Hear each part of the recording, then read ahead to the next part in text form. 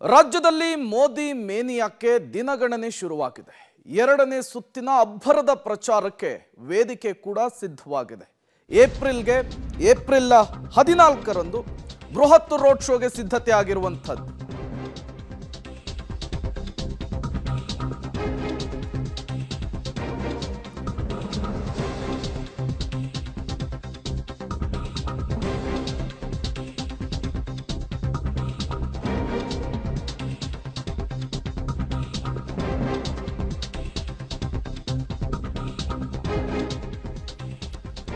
ದೋಸ್ತಿಗಳಿಗೆ ಪ್ರಧಾನಿ ಮೋದಿ ಪವರ್.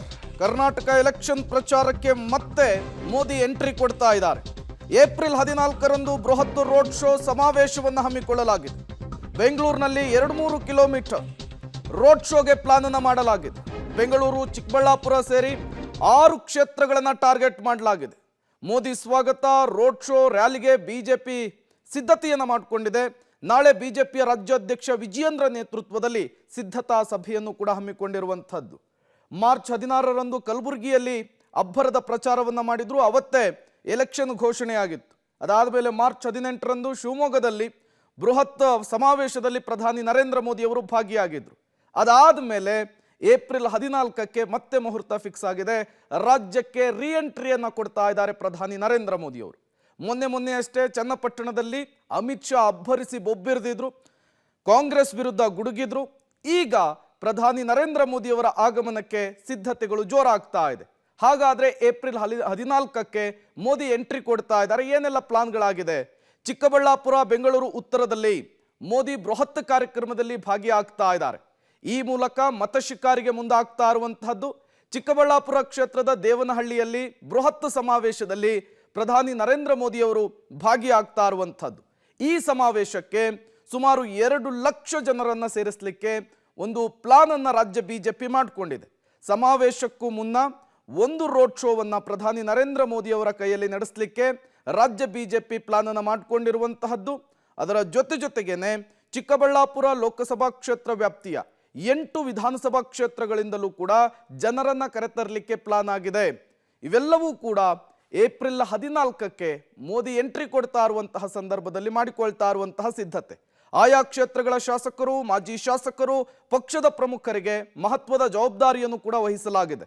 ಬೆಂಗಳೂರು ಉತ್ತರ ಲೋಕಸಭಾ ಕ್ಷೇತ್ರದಲ್ಲಿ ಮೋದಿ ರೋಡ್ ಶೋಗೆ ಪ್ಲಾನ್ ಅನ್ನು ಕೂಡ ಮಾಡಿಕೊಳ್ಳಲಾಗಿದೆ. 2-3 ಕಿಲೋಮೀಟರ್ ಉದ್ದದ ರೋಡ್ ಶೋ ನಡೆಸುವ ಬಗ್ಗೆ ಒಂದು ಚರ್ಚೆಯನ್ನು ಕೂಡ ರಾಜ್ಯ ಬಿಜೆಪಿಯ ನಾಯಕರು ಮಾಡಿಕೊಂಡಿದ್ದಾರೆ. ಹೆಬ್ಬಾಳ ಮುಖ್ಯ ರಸ್ತೆಯಲ್ಲಿ ಬ್ಯಾಡರಾಯನಪುರ ಸೇರಿದಂತೆ ಹಲವು ಕಡೆಗಳಲ್ಲಿ ಈ ರೋಡ್ ಶೋ ಹಾದು ಹೋಗುತ್ತೆ. ಈ ರೋಡ್ ಶೋಗೆ ರೂಟ್ ಮ್ಯಾಪ್ ಅನ್ನು ರೆಡಿ ಮಾಡುವಂತಹ ಸಾಧ್ಯತೆ ಇದೆ. ಹಾಗಾಗಿಯೇ ನಾಳೆ ವಿಜಯೇಂದ್ರ ನೇತೃತ್ವದಲ್ಲಿ ಸಭೆ ಕೂಡ ಇರುವಂತಹದ್ದು.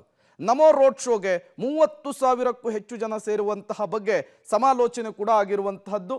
ಚುನಾವಣೆ ಘೋಷಣೆಯ ಬಳಿಕ 2ನೇ ಬಾರಿಗೆ ರಾಜ್ಯವನ್ನು ಪ್ರವೇಶ ಮಾಡ್ತಾ ಇದ್ದಾರೆ ಪ್ರಧಾನಿ ನರೇಂದ್ರ ಮೋದಿ ಅವರು. ಬಿಜೆಪಿಯ ಬತ್ತಳಿಕೆಯಲ್ಲಿರುವಂತಹ ಬ್ರಹ್ಮಾಸ್ತ್ರ ಅಂದ್ರೆ ಅದು ಪ್ರಧಾನಿ ನರೇಂದ್ರ ಮೋದಿ ಅವರು. ಅದನ್ನ ರಾಜ್ಯದಲ್ಲಿ ಪ್ರಯೋಗಿಸಲಿಕ್ಕೆ ಸಿದ್ಧತೆಗಳು ಕೂಡ ಆಗಿದೆ. ಮತ್ತಷ್ಟು ಡೀಟೇಲ್ಸ್ ಅನ್ನು ಕೊಡ್ತಾರೆ. ಇದೇ ವಿಚಾರಕ್ಕೆ ಸಂಬಂಧಪಟ್ಟಂತೆ ನಮ್ಮ ಪ್ರತಿನಿಧಿ ಮಸೂದ್ ನೇರ ಸಂಪರ್ಕದಲ್ಲಿ ಜಾಯ್ನ್ ಆಗಿದ್ದಾರೆ. ಮಸೂದ್, 2ನೇ ಬಾರಿಗೆ ರಾಜ್ಯವನ್ನ ಪ್ರವೇಶ ಮಾಡಲಿಕ್ಕೆ ಪ್ರಧಾನಿ ನರೇಂದ್ರ ಮೋದಿ ಅವರು ಮುಂದಾಗ್ತಾ ಇದ್ದಾರೆ. ಏಪ್ರಿಲ್ 14ಕ್ಕೆ ಮುಹೂರ್ತ ಕೂಡ ಫಿಕ್ಸ್ ಆಗಿದೆ. ಏನೆಲ್ಲ ಲೆಕ್ಕಾಚಾರ, ಏನೆಲ್ಲ ಸಿದ್ಧತೆಗಳಾಗ್ತಾ ಇದೆ ಅಂತ ಹೇಳಿ ಮಸೂದ್?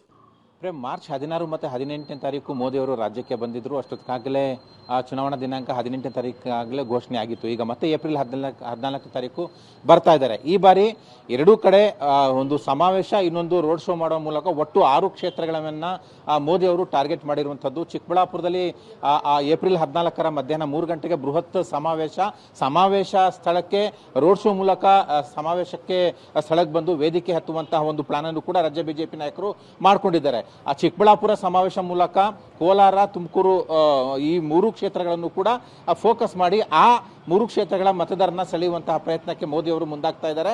ಅಭಿವೃದ್ಧಿ ಮಂತ್ರವನ್ನು ಈ ಬಾರಿಯೂ ಕೂಡ ಮೋದಿ ಅವರು ಈ ಒಂದು ಸಮಾವೇಶದಲ್ಲಿ ಜಪಿಸ್ತಾ ಇದ್ದಾರೆ. ಎಂದಿನಂತೆ ಕಾಂಗ್ರೆಸ್ ವಿರುದ್ಧ ಟಾರ್ಗೆಟ್ ಮಾಡುವಂಥದ್ದು, ಕಾಂಗ್ರೆಸ್ನ ವೈಫಲ್ಯಗಳನ್ನು ಹೇಳುವಂಥದ್ದು, ಮುಖ್ಯವಾಗಿ ದೇಶ ವಿಭಜನೆ ಹೇಳಿಕೆ, ಜೊತೆಗೆ ಬಿಜೆಪಿ ಸರ್ಕಾರದ 10 ವರ್ಷಗಳ ಸಾಧನೆ ಬಗ್ಗೆ ಮೋದಿ ಅವರು ಆ ಒಂದು ಸಮಾವೇಶದಲ್ಲಿ ಮಾತನಾಡ್ತಾರೆ.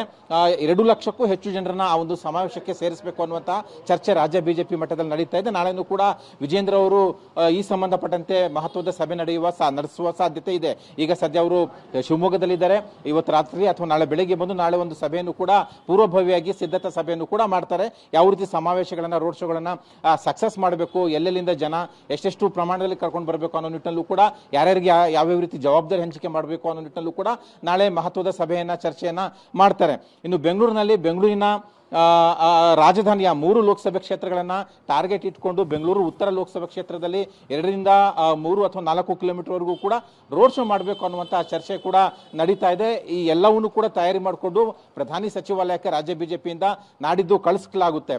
ಪ್ರಧಾನಿ ಸಚಿವಾಲಯದಿಂದ ಅನುಮತಿ ಬಂದ ನಂತರ ಎಲ್ಲವೂ ಕೂಡ ಫೈನಲ್ ಆಗುತ್ತೆ. ಇನ್ನು ಬೆಂಗಳೂರು ಉತ್ತರ ಲೋಕಸಭಾ ಕ್ಷೇತ್ರದಲ್ಲಿ ಬ್ಯಾಟರಾಯನಪುರ ಮತ್ತೆ ಹೆಬ್ಬಾಳ ಈ 2 ವಿಧಾನಸಭೆ ಕ್ಷೇತ್ರಗಳ ವ್ಯಾಪ್ತಿಗೆ 2ರಿಂದ 4 ಕಿಲೋಮೀಟರ್ ವರೆಗೆ ರೋಡ್ ಶೋ ಮಾಡಬೇಕು ಅನ್ನುವಂಥದ್ದು. ಜೊತೆಗೆ ಅಲ್ಲಿ 30,000ಕ್ಕೂ ಹೆಚ್ಚು ಜನರನ್ನ ಈ ರೋಡ್ ಶೋಗೆ ಸೇರಿಸಬೇಕು, ಆ ಮೂಲಕ ಭರ್ಜರಿ ಸಕ್ಸಸ್ ಮಾಡಬೇಕು ಅನ್ನುವಂಥ ಚರ್ಚೆಯು ಕೂಡ ನಡೀತಾ ಇದೆ. ನಾಳೆ ನಾಡಿದ್ರಲ್ಲಿ ಎಲ್ಲಾ ಪ್ಲಾನ್ಗಳು ಕೂಡ ಫೈನಲ್ ಆಗ್ತವೆ.